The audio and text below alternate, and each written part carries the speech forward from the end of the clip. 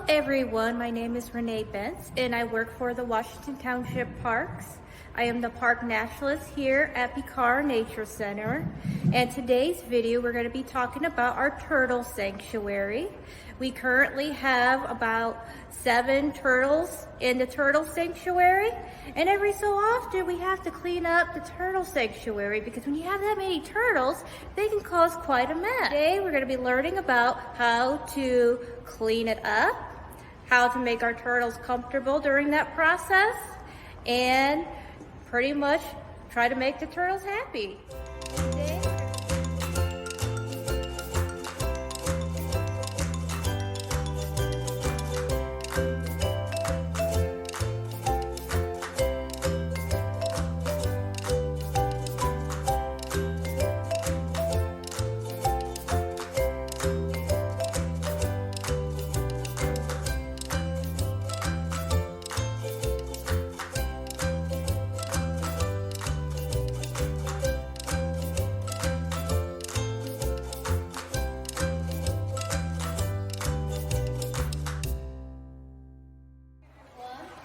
Welcome back to our video where we went over how to clean a turtle sanctuary. And so we would like to take this time and have a chance to be introduced to our turtle. So we have our radio slider named Quasimodo. Some of you met her already. Now Quasimodo here does have a shell deformity where her shell was not developed correctly, and a lot of that is because that she was raised in a very poor environment. And so one of the things that turtles need is that they always need access to light, especially for vitamin D. And unfortunately, Quasimodo here didn't have that, and she was taken care of by a previous owner. So Quasimodo is a rescue, and she is not available for adoption because of her extensive health care that's related to her shell here. But we do love Quasi here. She's a very feisty girl, so she doesn't let anything stop her. So we have another turtle here. He is called a Cumberland turtle. They're very popular in the pet trade. You can get them from pet stores. However, what happens to turtles like these is that a lot of people don't realize how much care it takes to take care of an aquatic turtle. Like this guy here, and his name is Hendrix, short for Hendricks County. And you know, as you saw here, that you have to keep the water clean to have a happy turtle. If you don't keep that water clean, they can have a lot of illnesses occur, including an illness called shell rot, where they'll have like little scaling and discoloration on their shells, and it can cause a lot of harm to the turtle.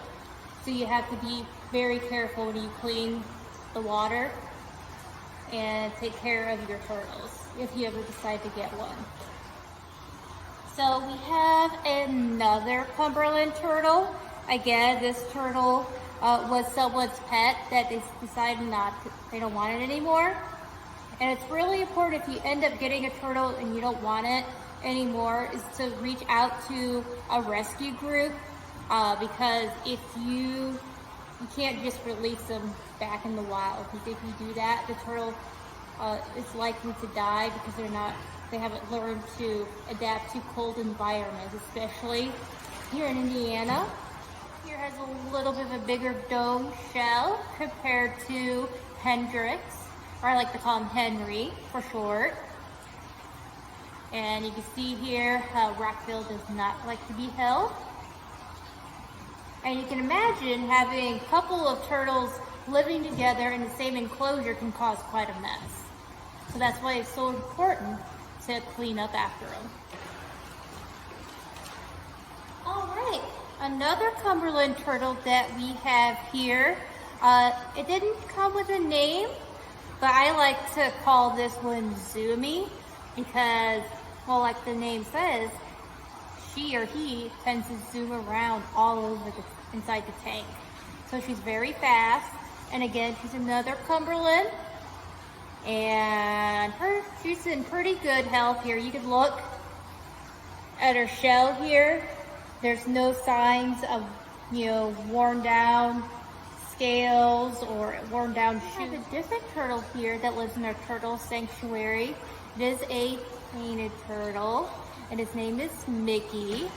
If you see a little something protruding over here, it's actually his or her eardrum, and it's actually swollen from an ear infection. So that tells us that we have to take Mickey here to a veterinarian so that she or he should be looked at and treat the ear infection, because it can get pretty bad sometimes. Isn't it weird that even turtles can get ear infections just like people? The last turtle that we have here in our turtle sanctuary is an African side neck turtle, and his name is Tony. As you can tell here, Tony is very shy. You usually don't see him a whole lot when he's in the sanctuary because he's usually hiding underneath rocks. That's where these guys like to live. And so they are popular in the pet trade, but again, the person who took in or bought this guy didn't realize how much care is going to be involved with taking care of him. So that's why we have him here. He was surrendered to us, and we get to take care of him.